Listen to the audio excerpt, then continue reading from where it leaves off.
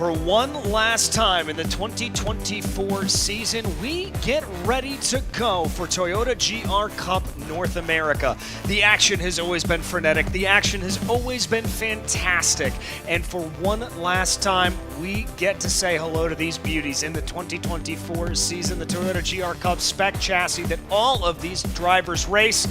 Kyle Heyer joining me alongside DJ Clark. It is some of the best action you will see anywhere from a single-make series. And one of the biggest grids we've ever seen here. In the tail end of the second year of Toyota GR Cup North America, it's been an exciting week. Keanu Reeves in the field, present today for Eagles Canyon Racing, powered by Fast Track, along with Star Power teammate Cody Jones from Dude Perfect. There they are, the teal and white and the red and black at the tail of the field in their first race weekends here in this series. They both survived melee on lap 1 yesterday. DJ looking to improve on their results today. Yeah, they're going to be hoping for a good result here, and we are so happy to welcome them into the field. But we've also got to be talking about up at the front of the field some familiar names starting off in the top 10, including Jackson Bell, who you take a look at right there. Yesterday's pole sitter, or 2 days ago's pole sitter there in the form of Lucas Weisenberg, giving us a big thumbs up out of the car. But it's Westin, Workman, Robusto, Gresham, Wagner, and Spike Kolbecker moving their way up through the field. They are the ones starting in pole position. And there's Keanu in the Berserker car. Very happy to see him. He had a pretty good day first time out. Yeah, he did, and he made his way through that big opening lap crash yesterday in that Berserker car. Of course, that is after his comic book. That's where the livery comes from. He's got a helmet with a boar skull on it. It's a nod to his new book, The Book of Elsewhere, which is available for sale now where books are sold. Of course, his experience in Toyota race cars is not new. He won the 2009 Toyota Celebrity Race in Long Beach. That car is here this weekend in the Toyota Activation, and fans have been able to see that up close and personal, as they have with his Toyota GR86. Look at Henry Drury getting set to go here shortly. Yeah, and he is driving as a part of PT Autosport, which is a race team attached with Precision Racing LA and GR Cup. It's a really, really great team and program, providing opportunities for diverse, aspiring drivers, engineers, and mechanics, and other professionals. They have started doing an aspiring driver shootout. First winner of that aspiring driver shootout, one Henry Drury.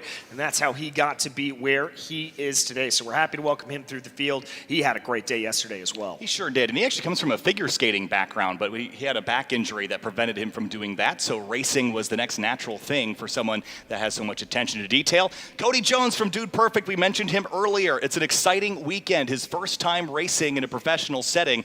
Spent a lot of time training at Eagles Canyon. That's the team he's racing with here this weekend, and giving Toyota the opportunity to show people that with training and effort, it's possible to enter this series and compete at a very high level. And this weekend, there's been some Dude Perfect and Toyota collaborative items at the Toyota Activation where that Keanu Reeves car is on display. Of course, Cody's the tall guy, fitting nicely in that GR86 chassis, and the other dudes were here this weekend in support. Yeah, they were all out there, and I love what's on his visor there. If you saw that, don't get last, which is a good mentality to have. I certainly love that. But yeah, the front of this field going to be very, very exciting here. Obviously, Gresham Wagner already sealed the championship back in Barber Motorsports Park, but the likes of Spike Kolbecker, Will Robusto, Westin Workman, I'd even throw some surprise names into that, like Jordan RickSegrini, maybe even Stephen Clements. We could see them challenging here because this field has been so electric the entire way through. It's kind of always been well, we think Gresham may be able to steal this victory, but everybody else has a very decent shot. Well, Gresham Wagner's won 9 races this season, including yesterday. He hasn't left a lot of opportunity for anybody else to win anything. We've noted that Jackson Bell won back at Circuit of the Americas. The only other driver that's tasted victory this year is Spike Kolbecker, your pole sitter. He'd love to go out on a high note after he won most recently at Barber in race number 2 in that Ackerman Toyota number 55. Hails out of St. Louis. He's ready to go to work here shortly. Yeah, and you see the pink hearts all over his car. That is for Breast Cancer Awareness Month, which of course is October, so representing a great cause. And there you can see all of the fans there having their way on through. Great to see them out and showing their support. Always great to have fans and family and friends in support of you around the racetrack, especially when they're so easy to spot wearing pink. That'll be a smile on Spike's face every time he rolls through turn number 1 and 2. And we're here at Indianapolis Motor Speedway. We've talked about the legacy of this racetrack. First opened in 1909, 115 years of history here. This is only the second time time Toyota GR Cup has been here, DJ. But I joked yesterday that a race to the parking lot is one to celebrate here, but you'd love to kiss the bricks one last time here in Toyota GR Cup. Yeah, certainly would be the highlight of anybody's season. There's Jordan RickSegrini, BSI Racing, a stalwart here in this series. They're going to be trying to have their way a little bit forward, see what they can do. RickSegrini's always been one that his qualifying has been middling normally. I'd say a top 10 qualifying, but certainly a top 5 paced car. Also, love this here. Jensen Sofronis, son of one of our drivers in the Fanatec GT World Challenge America and GT America series. We love seeing that tradition passed on down from father to son, and love seeing that tradition in SRO continue.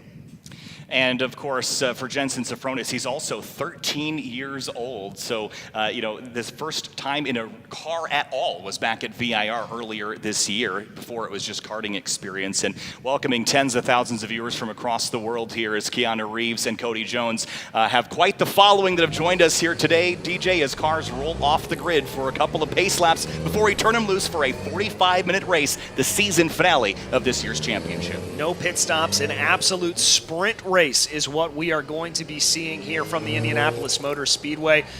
Jensen Sofronis a little slow to get away there, but he'll get up and moving, so no problems there whatsoever. And there you see Valletta Keys, Executive Director of Vegeta Hope. Very happy to have her waving our green flag here today. And she is going to have the view of a lifetime from that starter stand, Kyle. Yeah, there's not a lot of views like that looking across the way past the Yard of Bricks to the Pagoda. And DJ, this starting lineup, one of the biggest that we've seen all year long. Yeah, it's 33 cars. It's going to be very, very action-packed. And as we often see up and down through the field, we will see action at every single iota of this track. It's going to be wonderful to see all of these cars getting up to speed. As here we go, getting ready to be able to take out onto the track all the drivers making their way out. Let's get ready here in just a brief second to be able to get to roll on through everything. Spike Kohlbecker going to be out into the lead of this field. There he is in pole position. Gresham Wagner, your champion, to his outside. Then it's Will Robusto, followed by Westin Workman. Workman part of that Copeland Motorsports cadre. Lucas Weisenberg for Lucas Racing starts 5th. Then it's Jackson Bell, Aiden Kirk, and Stephen Clements. Henry Drury starts 9th, and Jordan RickSegrini rolls off 10th. Aiden Yoder returns to GR Cup at 11th place in the 44. 13-year-old Jensen Sofronis starts 12th, and Mia Lovell for Copeland Motorsports 13th place alongside Alex Garcia in the 14. Luke Rumberg starts 15th place, and it's 14-year-old Jackson Tovo starting 16th. Miki Koyama starts 17th place alongside Ford Cook. Max Hewitt 19th, and Casey Mashore in 20th. Livio Galante will be 21st with Axel Cabrera to his outside. Then as we move back into row 12, it's Jason Kos and Maddie Aust. Row 13 will be James Klimas and Jack Woodfin in that number 11 machine. Then it's Cody Jones and Ramon Lano in 28th. 29th will be the one and only Keanu Reeves, followed by Andrew Gilliland in 30th. Moving back, it's Devin Anderson, and then in 32nd, it will be Jade Avedizian. I do believe that car may have been switched today, though, and Alfonso Diaz will start in 33rd position. Cars work their way through the final sequence of corners as the GR86 safety car makes its way down into pit lane. Spike Kohlbecker starting in pole position. He will have control of this field as they bring their way along and out through. Here it is, through turn 14 they go, getting ready to head to the green flag waved by our honorary starter. Into the acceleration zone they go, and there goes the green. We are racing here in Indianapolis. Brilliant getaway there from Spike Kohlbecker, side by side farther back in the field between Robusto and Workman. They're going to try to sort themselves out. Gresham Wagner tries to follow in the tracks of Spike Kohlbecker, but a little bit of weaving there. 2, almost 3 wide farther back through the field. Big move by RickSegrini to the outside. 5 wide into turn 1. That math doesn't work. A couple cars awkwardly clambering over the curbs. The 51 gets squeezed into the grass. He's slow now, still 3 abreast. Leaving turn 2, dust flying, DJ, but they're all pointed the right way. That 51 is Axel Cabrera. Good good bit of car control to keep that number 51 machine pointed the right way. A little bit of side-by-side there as it looks like the 75 of Miki Koyama is also making a good run. Up at the front of the field, it's a very good getaway for Spike Kolbecker as he moves over to the right-hand side, now back to the left, clearly trying to break the draft from Gresham Wagner. Top about 6 in single file, but RickSegrini still elbows out early on. Robusto on the attack there for P2. Wasn't able to complete the pass. In the background, I saw another car poking out of line. It was Jensen Safrones. He's got Garcia in front of him. RickSegrini and Kirk side by side through turn 8. That's tricky, Matt, to hang on to. The 76, by the way, in a backup car after the opening lap crash yesterday. Yeah, there was a big melee yesterday coming through turns 12 and 13, but thankfully everybody okay here at this point. RickSegrini side by side leaning on each other here at this point. How is this going to fare itself out? It looks like it's not going to rest at all. Aiden Kirk's going to hold that inside line, but RickSegrini tries to hold the momentum. Coming down now into turn 13, RickSegrini noses ahead. Noah's Ark 2x2x2 back there. Look at this battle for position inside the top 10 as we roll through 14 for the first time. Kirk's got overlap on RickSegrini still. Now they drag race, 230 horsepower down this 3,000-foot straightaway. Side by side, it's a 5-6 car breakaway at the front of the field. Yeah, and look at what a cork in the bottle that has become here at this point, is now poking their nose to the inside. That's going to be Stephen Clements trying to see if they can get a little bit of a move. Garcia holding behind. That is going to be 3 wide coming down into turn 1. Mirrors flying, carbon flying everywhere. And more contact behind them. That's Jackson Tovo in the 30 that had some contact, but just parts, pieces, and carbon spilling all over Indianapolis Motor Speedway. Now more dust flying as RickSegrini drops tires in the dirt. And what I was saying is they continue Noah's Ark down into the corner. There you see a little bit of damage there on that 76 of Stephen Clements. And I think at that point, oh, we've got cars around in the back. I think that's Mia Lovell off to the side. I can't tell who the other one is, but we've got at least 3 off into the gravel. Looks like maybe Aiden Yoder in the 44 potentially. Is that the Segra car? But anyways, we'll continue. No, Yoder continued. It's the 21 of Ford Cook that's stuck in the, he's got 1 tire in the gravel, by the way. They're not going to stop battling for now, though, DJ. Whoa, big slide for the 47. And that was contact there with the 76 of Stephen Clements getting into the side of him there. Henry Drury says, I'll pick up the pieces of that. Gives Clements a nice wide berth coming through turn 10. But that's going to set them up for a side-by-side drag race coming through 11th. Garcia looking to the inside in that number 14 machine. Is he going to be able to take a poke to the inside there of Stephen Clements? Safety car has been deployed. Yeah, they're 3 wide here. They're gonna have to sort this out. You can't pass under a safety car, period, so they'll have to sort out the order they were in when the double yellows were deployed. It was a 3-car accident at turn 4. We know the 21 was one of the cars. We say the 57 was one of the others, and there was one more car I couldn't quite pick out.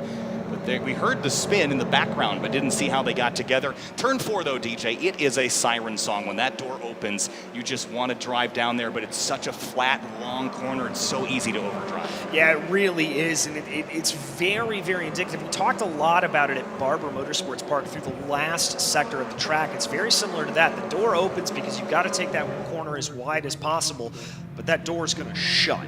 You know it's going to shut it. So if you send a move up into the inside, you have got to be very assertive and very confident about the way you make that move. Yeah, and again, it's just so easy to make that mistake, especially early when you're feeling like you've been batted around a little bit. By the way, it's well, there's a big piece of debris there in the center of the track too, but Ford Cook was not able to pull away. And we'll see. Oh, another car involved there. Let's have a look at a replay of what happened, and it all started on the front straightaway, and it just continued to kind of carry through the first opening sector, DJ. It just never really got sorted out. We know how wide that front straight is, and if you don't sort it out by turn 1, you have to sort it by turn 4. Yeah, exactly. And so we're going to take a look here at exactly what happened.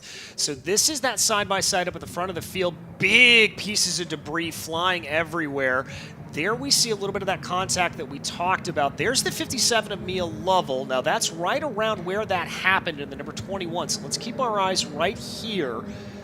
Lovell carries that open, and exactly like you talked about, the 21. Oh! Wow! Up and onto the side went the 21. In that 4-wide melee into 4. That car almost went up and over. Yeah, Ford Cook very lucky there on that as they got everything together. But right now, all right, so there's some pretty hefty damage there. And Kyle, I see you looking at race control. I understand that they're taking a look at that incident. Yeah, they are. The 89, I think, was one of the cars involved, Livio Galanti, and he had contact with one of the RVA graphics cars. I think Luke Rumberg potentially in the 31. It was one of the orange and white. And they just got all crossed up. And there was space, briefly. It ran out pretty quickly, but Yes. there was space indeed. Let's check in on a couple of our celebrity drivers here at this point. Great opening lap there for Cody Jones. He's up to 22nd position. Yeah, by virtue of that accident, but the same was true yesterday. Got tangled up in that incident yesterday, but managed to drive away from it without any damage. And I think the biggest win for Cody and for Keanu Reeves is to finish this weekend without a scratch on the car. They've done a really nice job of that here this weekend. For both of them, they don't have a lot of racing experience. For Cody Jones, it was almost nothing other than the testing. So I'm really impressed with the pace that they've shown this weekend, only a couple seconds off of drivers that completely dominated the season. Yeah, and they've kept their nose clean. They've stayed out of trouble, and they've, as you said, have brought the car home. And for me, that is the sign of a driver. We don't expect a lot of these folks that come in for a first time for a one-off such as this to set the world alight and to be the next coming of Paul Newman necessarily. But I love the fact that we have folks like this that have chose to sponsor with Toyota, to join with Toyota and say, this looks fantastic, I want a piece of this. And I love that Toyota has given them the opportunity to be able to display their talents. Yeah, I think it's great. And for Keanu Reeves also with the Berserker livery, and we talked about his helmet and the special tie that has with his book. I think it's a really cool platform, right? We talk about advertising and marketing in just any commercial space. How about a billboard that does 135 miles an hour? There's not much of a better one than that, and it's so much fun to watch these drivers participate in that. So for Cody Jones, from Dude Perfect, maybe it's not perfect, but it's Dude Sufficient this weekend, and I think I'll take that. It doesn't quite have the same ring to No. it. I think I understand why they named the channel Dude Perfect. It probably wouldn't have 60 million subscribers if they called it that. But Right, exactly. That's why I'm here and he's there, but that's all right. Looks like Ford Cook's number 21 machine getting loaded onto that flatbed here at this point. And with the impact that we saw that car take, I can't say I'm surprised that they're having to load it on the flatbed and they can't be merely towed away. Probably some pretty hefty suspension damage on that car. Yeah, if it could roll, they would just tow it, so that's not going to be the case there. Another look at the Berserker number 92, up to 27th right now, and again, by virtue of that incident early on. Eagles Canyon Racing, powered by Fast Track, the team that has put these two drivers with assistance from Toyota, of course, behind the wheel. And some testing, of course. Cody Jones documented some of that on the Dude Perfect channels. And just showing that if you put the work in, it will pay off. Another car that's just ahead of these two is the 86 of Andrew Gilliland. It's a name that we've seen before here in Toyota GR Cup North America, most recently last year here at Indy, racing under the Braun livery, Braun Ability, and competing to tie in Toyota's and Braun's efforts to promote mobility for all. And Andrew Gilliland is the Toyota Senior Vice President of Automotive Operations. So it's really cool to see that 86 car. It's the blue and white bottom of the screen there. Again, he's done a nice job here this weekend as well. Yeah, he's done a good job there. You can see him on your screen, and obviously diversity inclusion, specifically towards disabled folks, absolutely fantastic. Exactly the kind of thing we want to see here in racing. We want racing to be accessible to everyone across the spectrum, and I love the fact that Toyota has made this partnership and this commitment. And they put some effort into this series as well, making these cars accessible for those that might not have full ability. And as far as James Klimas, he's one of those drivers that has that sort of scenario built into his race car. It's really neat to see how they've adapted it for use for him, and it's just all part of their efforts to sustain mobility for all. But 35 minutes to go in this race. We're 10 minutes down. The safety car lights are still on. There's a bit more cleanup to do at turn 4, DJ. Well, we can see that waving white flag in the background. And for those uninitiated, what that waving white flag like that means on a corner worker station is that means there's a slow-moving vehicle out on track. And to prove my point, you see vehicles moving out on track there at that point. So that's what that means. That's to alert other drivers that, hey, we've got a safety vehicle, we've got a medical vehicle, something of that nature moving out on track. Be careful, be aware of it. Yeah, it really only means last lap when it's displayed from the main start stand when the time is up, right? Any other time that you see that white flag anywhere else, and when the time's not done, that's a slow-moving vehicle flag. It's different from a local yellow flag, which is just a waving yellow. That's just for a single car incident or an incident that doesn't require stoppage of the race to sort out. A little bit of spreading out here at the tail of the field. I'd have to imagine a restart is imminent here, and the lights are still on, so I think we'll go around at least one more time, but the tail of the field probably needs to bunch up a little more. Yeah, and one more note here from Race Control, reordering of car 88 ahead of car 76. That is going to be Henry Drury ahead of Stephen Clements.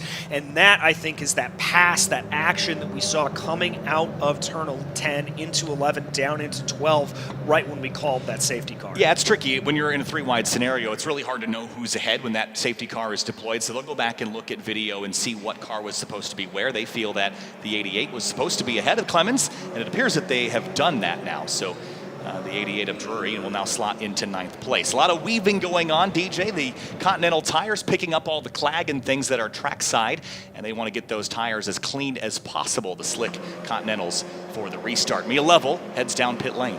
Yeah, and with as torn off as that rear bumper is, I can't say I'm exactly surprised that we are seeing that car come into the pits here.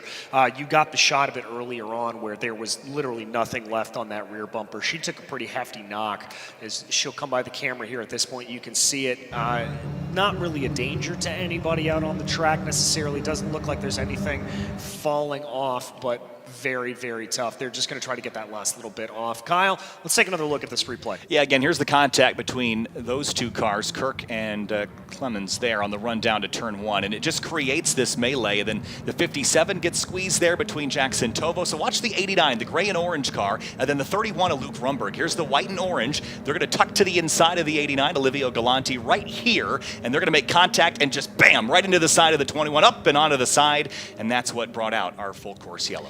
Yeah, and I do believe there was some secondary contact as well, that is what tore Mia Lovell's bumper off. But good news, race fans, with 32 minutes and let's call it 32 minutes flat by the time they get back around, we have been told by the lights going out on the safety car that we're coming back to green flag conditions. Mike Kohlbecker has got to hold off Gresham Wagner if he wants to win this race. We saw yesterday Lucas Weisenberg got an early restart, but it left him vulnerable at turn 1. So does Spike wait a little longer? He has choice to accelerate before the green flag flies. You cannot pass until that green flag is displayed, though.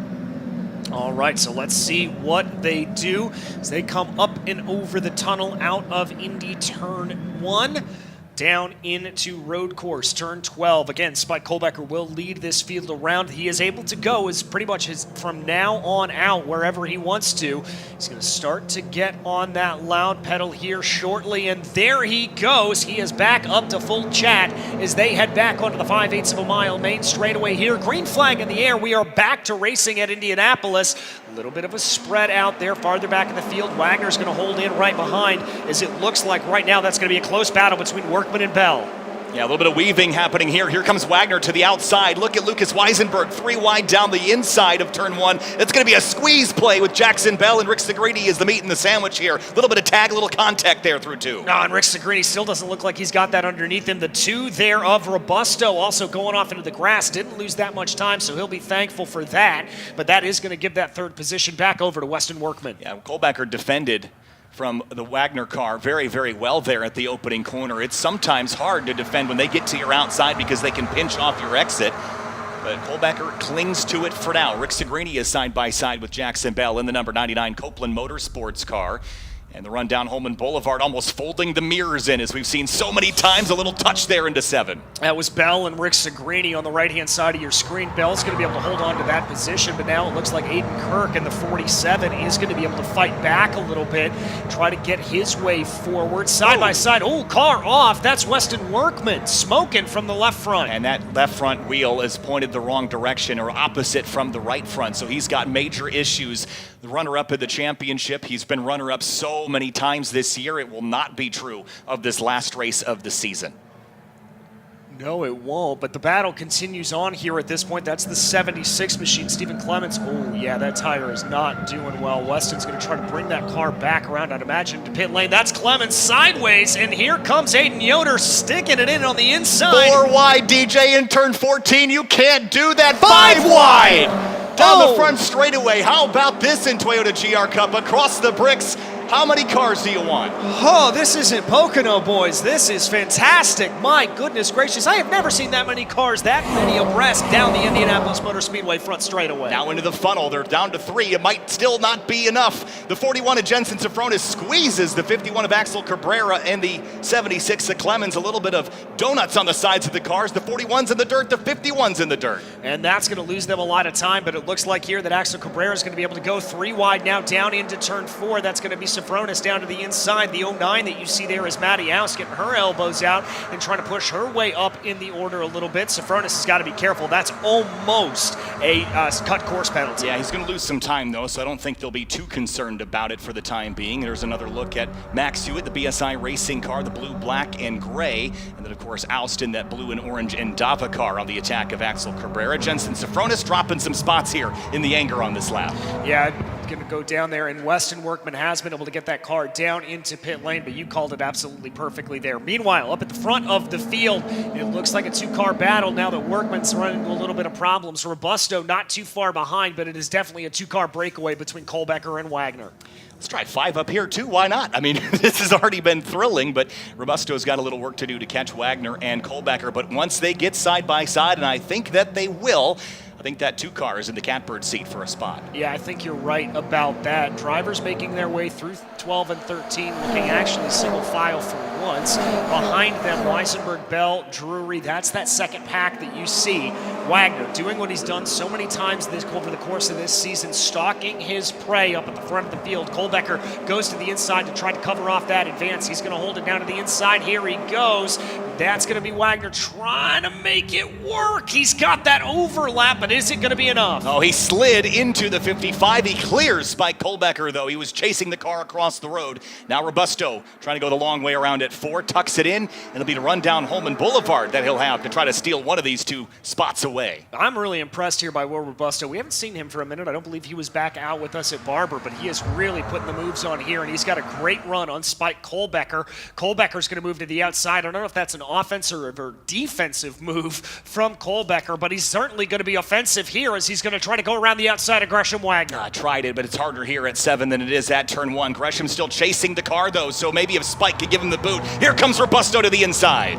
Here comes Robusto to the inside. Good heads-up play and move that number 2 RVA Graphics by Speed Syndicate machine into second place. Kohlbecker not done with it yet, but all of that battling has allowed for Gresham Wagner to start to slip away. You're talking about Robusto. I think he was at Barber, if you recall, those big cuts down at turn 14. He was making big moves there. Different graphics package on the car, and he's having a really solid weekend up inside the top 3, whereas he was on the tail half of the top 5 last time out at Barber. So things have calmed down for the lead. Wagner trying to run away with this one again, as Kohlbecker now has the 2 ahead and the 99 behind. Yeah, but watch out for this 4th place car of that number 99, Jackson Bell. He currently holds on to the fastest lap of the race. He could be one that could sneak his way up into this battle, especially if we see Robusto and Kohlbecker continue to fight the way that they are. And oh yeah, in 5th place, it's the race 1 pole sitter in the form of Lucas Weisenberg. Side by side for the front, here comes Kohlbecker back on Robusto. Trying to keep those race win dreams alive. You can't win from 3rd. You can't win from 2nd either, though. He has to dispatch Robusto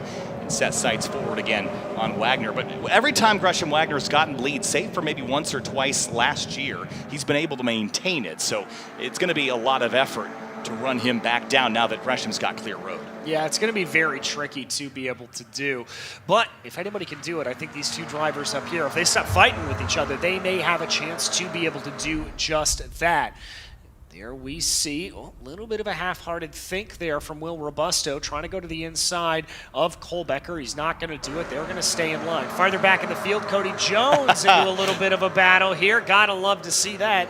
That's the number 61 for James Klimas, and behind them, it's Andrew Gilliland. Yeah, he's right in the thick of it right now. He's had a fun little scrap with this group at the moment, up to 21st place. You see the car popping out behind him. That's, whoa, big lunge there from Andrew Gilliland trying to take a swipe. And Cody Jones, a huge slide. He saves it, though. Here comes the 61 of Klimas back to the inside, door to door through turn 8. They're going to be side by side. It's going to be advantage here, though, to Klimas. And look, coming up the inside is Andrew Gilliland. He's got to be a little bit careful at that cut course as well. But now we're going to reshuffle reshuffle this to Klimas, Jones, and Gilliland here. This, again, is the battle for about 21st position. I bet you that Cody Jones has done a lot of intense things in his life at his time at Dude Perfect, but this might be one of the most intense things he's done in the grass at turn 12, and here comes Gilliland. He's going to come back around him here at this point. Gilliland's got the run. Cody Jones, I think it's fair to say, maybe overdriving this car a little bit. He's definitely on the ragged edge right now and just in the thick of it, but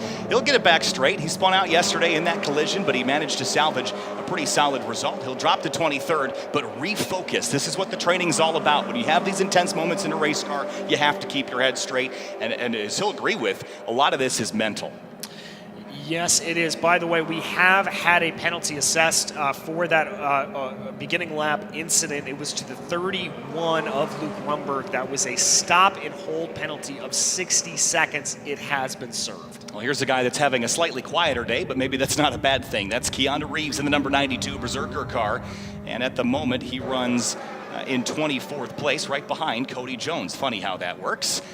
And Keanu again, returning to Toyota racing cars after competing in Toyota celebrity races in 2009 and 2010, jumping the curbs there on the back straightaway. Yeah, and it's really kind of fantastic to see this love of his of four-wheel driving coming into play. He was always kind of known as a bike guy. He actually co-owns a bike company, and so that was part of his thing, that he had always loved the two wheels. But from what I understand, it kind of caught the bug based of that Toyota celebrity race, as well as doing stunt driving for John Wick 4, and got the opportunity and jumped in with both feet. I mean, the car's just two bikes with some metal in between, right? So it's twice the fun. There you go. Down the front stretch, Cole Becker trying to keep pace with Wagner, and actually was pretty even with him last time through. Just about 2/10 off, but not a big loss, especially that he's still dealing with Robusto in behind. But they have found some space to race. In the background, Drury and Lucas Weisenberg side by side. Good move for Drury up to the inside. Absolutely perfect precision there for that PT Autosport driver. That was really, really impressive from Drury to be able to do that. And there you go. And he's also picked up the fastest lap of the race, and it was last time by at 1:48.57. So Drury's on the move right now and quickly dispatched Lucas Weisenberg. Yeah, quickly dispatched him with that fastest lap. I would not be surprised if we maybe see him catch up to the back here of Jackson Bell. Also going to get a little bit interesting here, just the way things are closing in. I think there's a little bit of lap traffic. Also, I have to say, Weisenberg, unless my eyes deceive me, I think there's a little bit of damage on the left rear of that car. Yes, that fender is slightly off. It's not going to be a whole lot of drag. It's not going to be a whole lot of craziness on that car, but it's not going to be perfect when it comes around, and so there will be a little bit of drag. Yeah, Drury hasn't had a lot of top 5 results here this year. Back at Road America was the first one that he scored, so I think he'd love to end the season on a high note. He's made a lot of progress this season, though, to note, especially with the racecraft there. How about racecraft being tested back here? This is 15th spot. Aiden Kirk in the Tech Sport 47, the 39 BSI racing car, and the 51 of Axel Cabrera in that bright yellow and black machine. Yeah, and leading the way in all of that is one of the Tovos there doing a fantastic job. There's the 41 of Jensen Sofronis also in that mix, and that white and blue number 41 GMG liveried machine. Oh, Jason Ghost in the number 3 for Eagles Canyon Racing, powered by Fast Track, getting a little bit slideways. And look at that. There comes Maddie Aust for BSI Racing, charging her way through, recognizing the opportunity and taking it. Yeah, carving her way through, and we documented Keanu Reeves and the progress he has had up to 24th. He's actually gained 5 spots since the start of the race. Remember, a couple of those were from the incident. Look at this, Tovo, though, Jackson Tovo on defense from Aiden Kirk into turn 1. Kirk's going to try to hold that inside line. Tovo feeds him out just a little bit. Brilliant stuff there from that Nitro Motorsports driver, really holding it at bay. But look at this, coming down to the inside. That is going to be Axel Cabrera trying to be able to get that to play. They're going to be side by side, lining up 4, 5, and 6. Is that going to work itself out? That was as close could be. Hop, skip, and a jump. Kirk's right behind Jackson Tovo. He documented he's just 14 years old and doing a great job now finding a defensive line, but he didn't go defensive enough. Kirk up the inside at 7. Kirk's going to be later on the binders and try to shove that car up to the inside, but there is going to be Tovo rolling a little bit more speed, trying to hold that line. This could work out, but then in turn 9, it's going to come back to favor, but then, as it does here at this Indianapolis Motor Speedway. It's why I love this second half of the circuit. Boy. Oh, Kirk to the outside. That's going to be a pickup there from Cabrera. On the ragged edge, that 47, dropped the left rear Continental in the beautiful Indianapolis grass.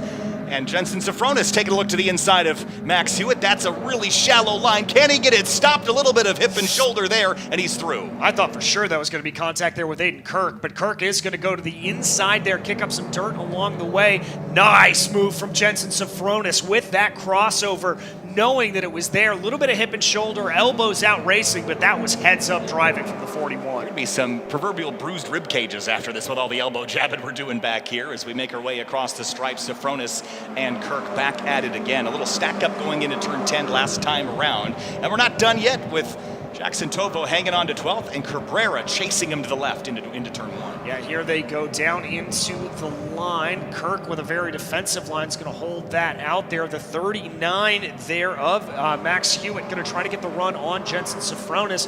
Kirk kicking up dirt again, as he is wont to do over the course of this race. He's been doing that a lot. Watch Hewitt down the inside at 4. That's that surprise move that got us in trouble earlier, but he shuffles his way by. It was taken with a little force. He retakes it with some force. Now, the 75 is through the chicane there. That's Miki Koyama, and that was a cut course there. She'll probably have to give that spot back if they feel like she gained it with that cut track. I've got to imagine that they would. She has already been issued a warning for driving standards, so that may not be great. Little bit of flapping. Aust deep on the brakes to the inside of the 41. She backed out of it, but nobody's backing out of this fight for 16th place. No, this is absolutely electric here at this point. The 39 of Hewitt holding off Koyama, Sofronis, and Aust. Also in behind is Jason Coast. Let's see what they can do coming down into 12. This is another one of those sneak attack areas that we kind of talked about. You normally don't think of it as a good overtaking opportunity, but it oftentimes Watch is. Koyama. Here comes Koyama down to the inside, late on the binders. Can Miki get it done? There it goes, but a little bit of a fight back there from Hewitt. And Sofronis will see the door open to the inside here at 13, and he's down to the side of the 39. These two have leaned on each other. This time Hewitt drops to the grass. Aust will take advantage of it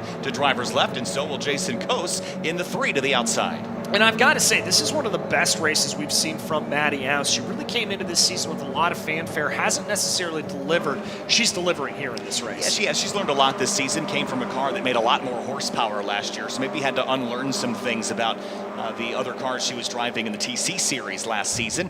But this car will teach you a lot about the dynamics of racing and going fast. Classic front engine, rear drive formula. Yes, it is. We check back on the battle now between Tovo and Cabrera with Aiden Kirk looking on in the background. This is going to be the battle for P12. Little bits of carbon all over the place. Oh, Jackson Bell and Robusto. I told you this battle may get a little bit electric. This is the battle for the final podium position in 3rd. Yeah, one last race on the season, so you may as well just go for it. Jackson Bell is squeezing every ounce of performance he can. And how about this star-studded battle? Cody Jones and Keanu Reeves. I could not believe I just said that, and they're going to battle here on the back straightaway. You couldn't write it up in a script. I love it. And that's a good run there for Keanu Reeves coming up and over the curbs of turn 5. Cody Jones going to fade over to the right-hand side of the circuit. Driver's right, I should say. Keanu thinking about a move to the inside, thinks better of it. Just wanted to see if he could psych out Cody Jones coming down into turn 7. Oh, this is awesome. Big slide for both of them. They're both pushing the limits here of these Toyota GR86s. Cody Jones from Dude Perfect and Keanu Reeves with his long history in the film industry, and man, they are both at it right now. Look at Cody slinging that GR86 around the course. Keanu's not too far behind him. I mean, that was a pretty wild ride there for Keanu Reeves as well, as they now make their way through turn 11, down into the braking zone for turn 12. Reeves a little bit too far back to be able to make the move, but I think if he just keeps applying pressure here, he may be able to get this position away from Cody Jones. And Cody's looked a little ragged. It's a full body workout in that 29 right now. He slips, he slides, and here comes Keanu, keeping the pressure applied to the back of the teal and white Dude Perfect car. Yep, he's piling it on here at this point. Going to get a nice helping of the slipstream down the long front straightaway here at IMS. Still the gap about 3, call it 4 car lengths in between the two. They're going to keep running here at this point. Let's see what they can do through this first sector. Hey, I wonder if Cody maybe has overheated those tires a little bit.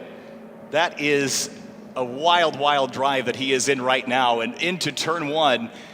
You have to wonder how many of those Dude Perfect subscribers are watching Cody sling this car around Indianapolis Motor Speedway right now. Keanu had a great sector there in turn one, drops the tires in the dirt. He's pushing in the Berserker car. Yeah, he certainly is. He looks a little bit smoother here to me than Cody Jones does. Cody's a little erratic. He may have a little bit more speed, but I think Keanu just has a little bit of a better understanding of the car. Beautiful line there coming through 5 and 6. How big do you think the grin is on both of these drivers right now? I mean, this has got to be so much fun. Look at Cody going defensive down the back straightaway. He sees Keanu back there. Oh my goodness, I love it. And I know the grin that you get when you strap into one of these cars. I can only imagine what their grin is like. Big moment there for Cody Jones. Keanu Reeves down to the inside. Into turn 8, side by side. Cody Jones from Dude Perfect, Keanu Reeves in the 92. Battling for position here in Toyota GR Cup North America. Cody hangs on. Keanu's almost to the grass out of turn 11. It was a nice little bit of car control from Keanu Reeves. Missed the apex coming through turn 10, but was able to collect it, get it back up underneath him. I think if he can clean up that sector of the track, it's really, really going to help his lap times. There are 33 cars on the racetrack right now, and everybody's eyes are on these two at the moment. What a drive. Look at Cody swinging out wide here into turn 13. Again, he's offline. He's in the marbles. Cody Jones slides through the dirt. Here comes Keanu Reeves, and he makes the pass on Cody Jones. Nicely done, and that's exactly what I was talking about just slowly but surely applying that pressure time in and time out. Cody Jones cracked under it, and Keanu Reeves has got the position. What a drive that these two have enjoyed today. In 14 minutes, their experience here at Toyota GR Cup will be over, at least temporarily. The 2 and the 99 running 3rd and 4th right now. This is the battle for the last step on the podium here. And with 14 minutes to go, look who's closing, Henry Drury in that 88. Yeah, we had said earlier that Jackson Bell with that fastest lap of the race was going to be one to watch, but then you called it out a little bit earlier in the form of Henry Drury as well being able to close on in. Battle for the top 2, by the way, Wagner and Kohlbecker kind of separated themselves out. Kohlbecker's gotten a gap from Robusto. It's really this battle for 3rd that is the one to watch up at the front of the field. Out of turn 14 now, this battle continues using some slipstream here. These cars, with their very low drag coefficient, don't necessarily draft all that well, but here's a look at Cody Jones here in turn 4. A big wiggle chasing Keanu, and oh boy, he saved it. Look at that. Let it never be said that Cody Jones can't wrangle a car. That was some of the most impressive car control I've seen here this weekend. I told you he's been driving it on the edge, hasn't he? It's razor-thin margins for him to hang that thing together, but classic front-engine, rear-drive formula, this GR86. Let's talk about this car a little bit, DJ. It's very similar to what you can get in the dealership. There's changes to the transmission. It's a SATEV 6-speed box. It's got coilovers and brakes and a little arrow, but otherwise the chassis, the dynamics are very similar to what you can get on the street. So the racetrack is the best place to do moves like that, but you can enjoy the balance and performance of one of these on the road. We enjoyed the balance and performance of one of these on the way over here to the booth, because he is a proud owner of one, and don't ever let him tell you otherwise. Also, don't ask him about it, because he'll talk your ear off for 3 hours. I love it. I love it all. 12 minutes to go in this race. And this battle for 3rd is going to continue to heat up. The 99 of Jackson Bell trying to claw his way to one more podium on the season. Henry Drury watching these two, mouth-watering at the prospect of stealing a podium. Yeah, I think Drury knows that if this battle really does fire off, that he's going to be able to move his way to the inside, and he's going to be able to get that attack. Looks like Jackson Bell really wants to try to make a move through this section of the track, through Sector 3, down through 12 and 13. That's where he looks particularly strong. So I'm getting the sense that that may be where we see that number 99 make its attack. Up onto the front straightaway, and they're running out of time. I don't know that Kohlbecker has got much for Wagner, at least yet. It's not a distance that's impossible to make up, but it seems that Wagner's got this one in pretty good control at the moment. Here comes Bell fading left. Can't do much if you're Robusto. You can't move in reaction to the trailing car. No, you certainly can't, but he is able to put up just enough defense to make it work. Now here comes Drury thinking about a little bit of a move to the inside. Whoa, big spin for Cody Jones. We jinxed him. We jinxed him. We absolutely jinxed him. Little spin and continue. He should get the thing back in gear, and he'll pull away. Cody Jones was wrestling this car. Let's have a look at this, and into turn 8, just gets on the curbing, throttles up a little bit, gets behind, and whoops, around he goes. A little stunt driving action there for you. Exactly, but he's able to catch the car, get it stopped, get it put back around, and he'll keep going on here at this point. Meanwhile, this battle up for P3, Robusto still continues that stout defense over Jackson Bell. Henry Drury looking on, licking his lips. 10.5 minutes left to go. When you played split screen on all your games as a kid, did you have a third controller? Player 3's joined the game here because Drury is here, and he wants to put some pressure on the back of Jackson Bell. And, well, we'll see if it drags anybody else into the mix. Jordan RickSegrini is not too far behind this group either. No, there's... Or it's actually Weisenberg It's first. Weisenberg and RickSegrini. They're running nose to tail directly behind this, but I think if we see battle, this is going to be where it is. Bell with a narrower line there through turn 13. Looking for a little bit of a crossover right now. Run it on through. Top speeds here, north of 130 miles an hour on the run to turn 1. And when you stand on the brakes, you slow it down to about 55. So that's a huge reduction in speed, down from 5th gear down to 2nd. And chasing all the way to the pit wall, here comes Jackson Bell, looking for 3rd place on Robusto, and Drury looks to the inside, but he's not close enough. Bell's going to try to run that outside line, which will become the inside for turn 2, but it's not going to work. Does that open up an opportunity here for Drury? He's looking for a bit of a crossover. That's not going to play. It's now Bell on the defense as Drury has been able to draw a bead on the Copeland Motorsports driver. Yeah, that little bit of a battle they had at turn 2 opened the gap to Will Robusto a little bit, so big clout over the curbs there as they have so much aggression in the final 9 minutes of this race. We see this all the time. You're chasing one car, you're defending from another, and when the trailing 2 cars start sparring, it allows that lead car to drive away. But here comes Drury. He wants to finish this and make the final blow for P4. Hard on the brakes there for Henry Drury down into turn 7. Bell's got a little bit more momentum. He's got a little bit more of an advantage on the track. Drury's going to have to try another day here at this point. Crossing over through turn 10. Everything staying clean. That's that battle that we mentioned a little bit earlier with RickSegrini and Weisenberg. RickSegrini's now been able to get on by. Yeah, they have swapped positions, and they're just trying to figure out which locomotive is strong enough to pull this train up to the battle for 3rd. Robusto has it, and Drury and Bell want it. I think the 88 is quicker than these two, but it's one thing to catch the car ahead. It's a whole different thing to make a pass. Very, very true. A little bit of dirt kicked up in front. Not sure if that was from Kohlbecker or if that was from Gresham Wagner, but one way or the other, we did see a little bit of that dust getting kicked up into the air.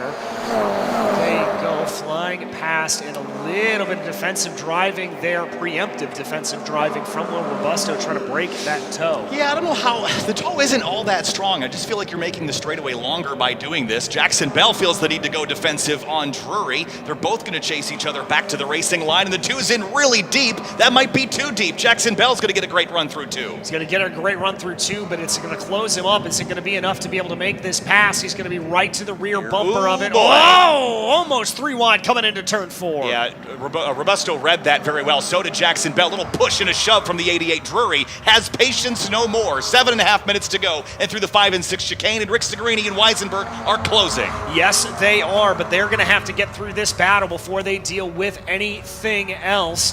Here it comes down into the braking zone. Here comes Bell looking to the outside. Is that going to open up a door for Drury? No, it's not. Bell trying to go for a little bit of a crossover. That won't play out yet again. He's going to have to stay in line as they come through 8 and 9. Nose to tail. A little bit of a push, a little shove. These 3 drivers are in lockstep in this fierce battle for the last step on the podium in the last race of the season. They won't race these cars again for months until we rejoin at Sonoma next March. So this is your last time to make an impact, last time to hoist a trophy, and they've got 7 minutes left. Got 7 minutes left to try to do this, and how great would it be for Will Robusto, Jackson Bell, or Henry Drury? There are stories to be had with each one of these drivers. Throw Jordan RickSegrini and Lucas Weisenberg into that mix as well. You've got stories galore. Yeah, Jordan RickSegrini missed a few of the opening rounds of the championship until he scrounged the deal together for that BSI Racing 18.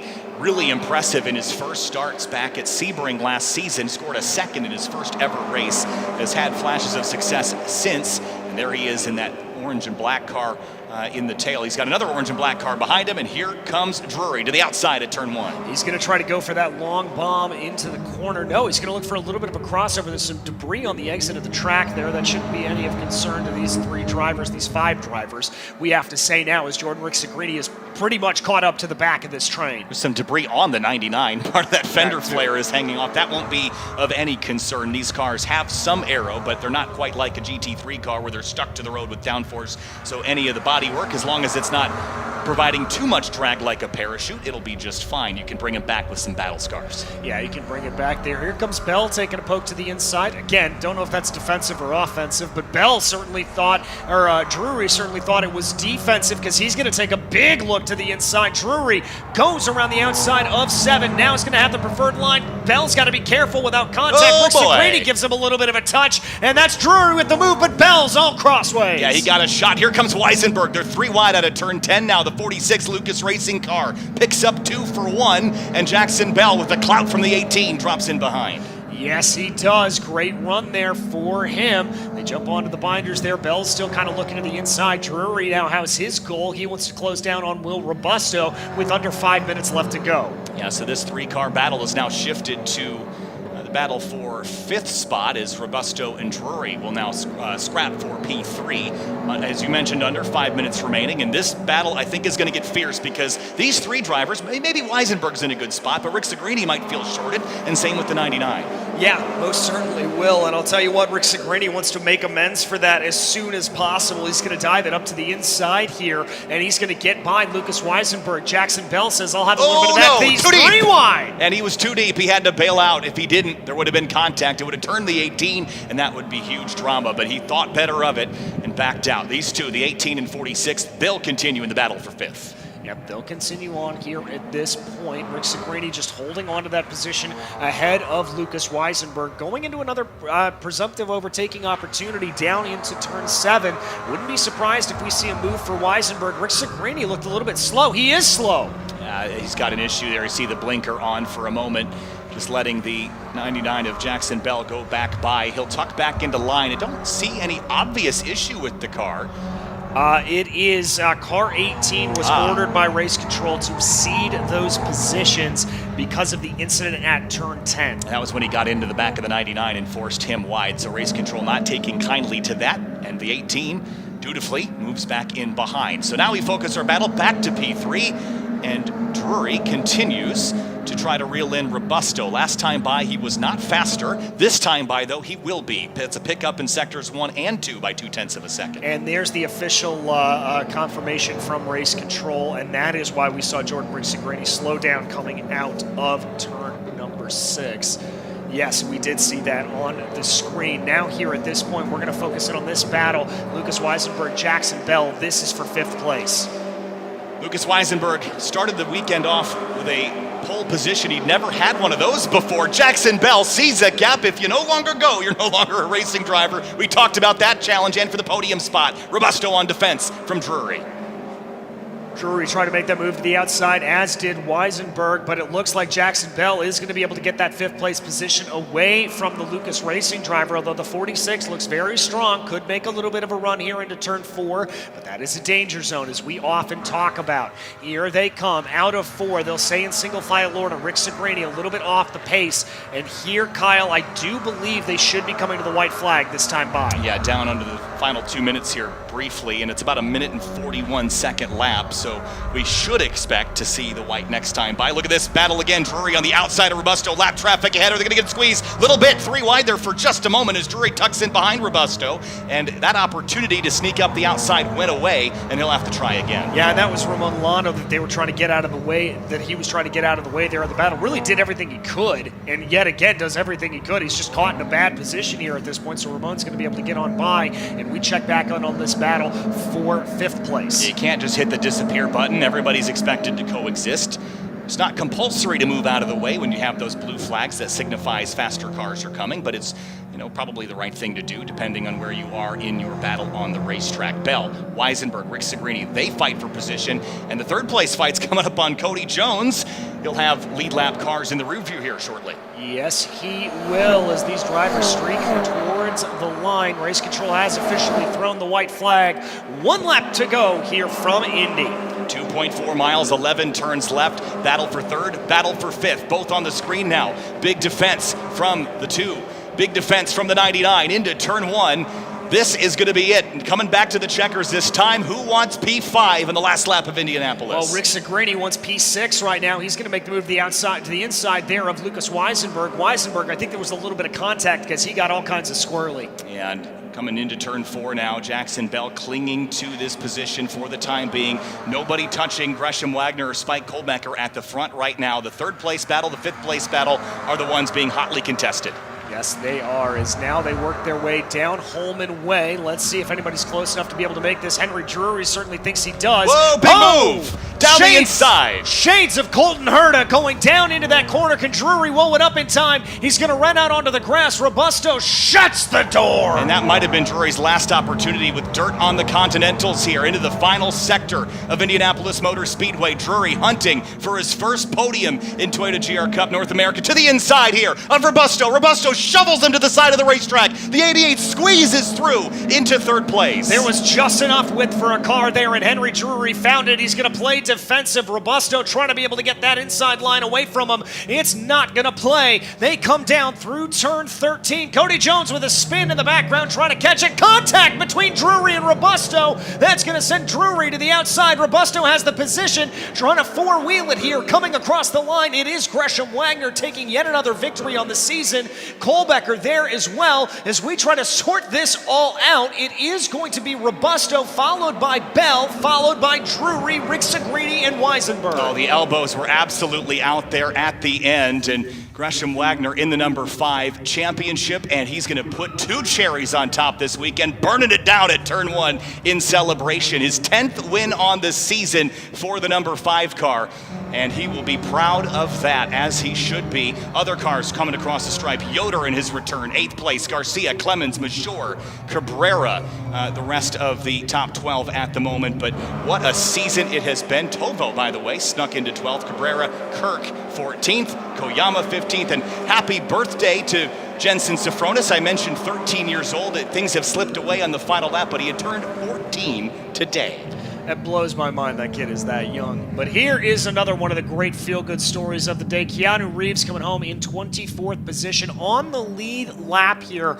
Very impressive run from Keanu. I read recently he's going to be headed out for a speed reunion. It's, I think, the 30th anniversary of that film, so he will be headed out for a screening of that, and he'll certainly have some advice to give about speed, having displayed it pretty well here this weekend. Didn't have to stop the bus, did he? This time across the stripe here. Checkered flag for the number 92. Keanu Reeves completes all the laps in his Toyota GR Cup North America efforts. And the 29 of Cody Jones, he has already come through the checkered a lap down to the leaders, but you have to give him credit for what he has done, finishing both races. Yeah, finishing both races and having a little bit of a crazy run there on a few of them. That's a great weekend, and any weekend you get to be racing here at Indianapolis is a good one. There you see Aiden Yoder. We mentioned him earlier coming back into the series. Happy about that. Cody Jones giving a big high five and wave to the crowd. Here are your official results. Your top 10, Gresham Wagner, Spike Kohlbecker, and Will Robusto. Your podium, Jackson Bell, Henry Drury in your top 5. Then it was RickSegrini, Weisenberg, Yoder, Garcia, and Clements. One bit of note, though, the incident between car 88 and number 2 is under review. That's Robusto and Drury. Yeah, we'll see what happens there. Looking down the rest of the order, mentioned Garcia, Clemens, 9th and 10th. Casey Mashore, Jackson Tovo, 14 years old, 12th place. Axel Cabrera, Aiden Kirk, 13th and 14th. Miki Koyama, a top 15 in her first weekend in GR Cup. Max Hewitt, 16th. Mia Level rebounds for a respectable 17th place. As we look down the rest of the order, 18th is Miki Koyama, Jason Kosa, and then Jensen Sofronis. Yeah, James Clamus there in 21st. And of course, we want to bring our attention here to Keanu Reeves and Cody Jones. Good to see them. Obviously, a couple of drivers, Ford Cook, Livio Galante, Westin Workman, involved in some of those early incidents. We did not see them out there and finish. A little bit unfortunate. And again, that last lap battle between Robusto and Jackson Bell, it was fierce. Sorry, that was the 88 of Drury, rather. And here's where the contact happened. Ooh, that was optimistic. I was very optimistic from the number 2 of Will Robusto, but we'll have to see what race control decides to do. Again, that incident is under review, so we're gonna order these cars as they are right now. We're going to get them into pit lane. We'll be talking to our victor here, Gresham Wagner, in a little bit time. Amanda Busick will be down in pit lane to be able to do that. Yeah, in a situation like that, DJ, with the 2 and the 88, they might have been able to reorder the cars, but then Jackson Bell slid between them. So I'm not really sure how that will pan out. Spike Kohlbecker climbs out of the car, though. A successful season, a couple of wins on the year, a couple of seconds this weekend. Yeah, and there you see Gresham Wagner getting out of the car. I loved the fact that he burned down some donuts. He's not normally a guy that shows all that much emotion, but he's really been fired up these past couple of weekends. It's been really kind of wonderful to see for Gresham, that emotion breaking through. I think you can tell just how much this means to him. Yeah, it's been a long season, and last year lost it in pretty late in the year, but 10 wins. He has put the punctuation on the year by sweeping the weekend at Indianapolis. Those bricks didn't need any cleaning. They're pretty as is, but Gresham Wagner took the broom to him this weekend. Yeah, certainly did, as we wait for the official hat and collar to be put on him there. There is your second place finisher. Big smile from Spike Kohlbecker. A great race for Spike once again as he continues to do well and continues to absolutely show why he is worthy of being in this series. There's another big high five for Kohlbecker as now we get ready and we get ready to be able to talk to our winner, and we had throw down to Amanda Busick. Gresham, you book in your championship season with yet another win right here at Indianapolis. You wrapped up your championship events prior to this weekend. What will the year 2024 symbolize for you? Copeland's the best. I mean, that's all there is to say. I think you look at the season, and you know that no driver can do that without a great team behind him. So to Kevin, Dean, and Ethan, my car chief, and everyone else on the Copeland team, I'm just really thankful. The race yesterday was a hard race. I didn't know if I was going to win that one, but we made a few changes. I really wanted to go out there and wrap up the season with a win. So glad I could do it in dominant fashion. Now you'll stand on top of this race car. You'll burn down some tires in celebration. Just how good does it feel to see that? I mean, I always want to be the best, and I think this year is pretty undeniable. So not to sound cocky, but I'm pretty proud of our effort, and to get 10 wins in a 14-race season is pretty impressive if I give myself that credit. So just really, really happy to bring it home for the team and for myself. Gresham, you've earned that proclamation. Congratulations. Thank you. Yeah, couldn't agree more about that, Kyle. He has earned the ability to be able to say that, and big heads up to Copeland Motorsports as well. Big heads up to Tech Sport Racing, another one of the stalwarts here in this series. Yeah, and I think I haven't gotten it confirmed yet, but I do think that with Westin Workman's issues, that potentially swaps second in the championship for Spike Kohlbecker. He came in behind Westin Workman by 5 points. They were both up in the top 5 yesterday, but remember, Workman had that mechanical problem that puts him down the order. So it's been a great season for these two, and though the 5 had switched teams, or Gresham Wagner switched teams, they continue their battle. I'm curious about next season. If they're both back, will we see it again? Well, that's going to be one of the big questions. We've got a lot of question marks coming into the 2025 season. We do know the schedule looking almost identical to what it did this year. Maybe just a couple of dates swapped around, but it is all pretty much the same circuit, so we can expect all of this action to come back in. But let us go ahead and take a look at what happened today, because it has absolutely been a fantastic day of racing, and we're going to take a look back at the highlights right now. It was a good start from Spike Kohlbecker in the lead of the race, and a little bit of frenetic action farther back in the field as everyone tried to sort themselves out in the beginning stages of the race. We saw 3, 4 wide, we saw big pieces flying, and then we saw a car almost flying down into turn number 4. Yeah, Ford Cook getting almost up and over here. A little bit of a slide for Aiden Kirk as he was battling for about 15th spot here with a whole bunch of cars. Cody Jones and Keanu Reeves, this epic brawl. This was so much fun to watch the mid part of the race. Yeah, it really was. Our 2 celebrities joining us here in the race. We love to be able to call that. It was kind of similar stories here. Cody Jones just losing a little bit of the car, and Keanu Reeves saying, "Thank you very much. I will take that position away from you." The battles up the front of the field were just as electric as Will Robusto, Jackson Bell, and Henry Drury went at it. Throw into the mix Spike throw into the mix here Jordan RickSegrini and Lucas Weisenberg, and we had a good one. Yeah, 3 wide there. This battle was super, super fun to watch. Then the 88 of Drury and Robusto coming down to the tail end of this race. They were door to door, swapping positions in the dirt, in the grass. They were trying hard. They were trying hard. Unfortunately, they did come to blows here at the end of this lap. Robusto trying to hold off with everything that he could do as Henry Drury looked down to the inside going out into the brake zone for turn 12. There was the contact that we saw that they put the race under review, but it was Gresham Wagner that was able to take victory. And that will wrap up the Toyota GR Cup North America season for 2024. Thanks so much, and we'll see you next year in Sonoma.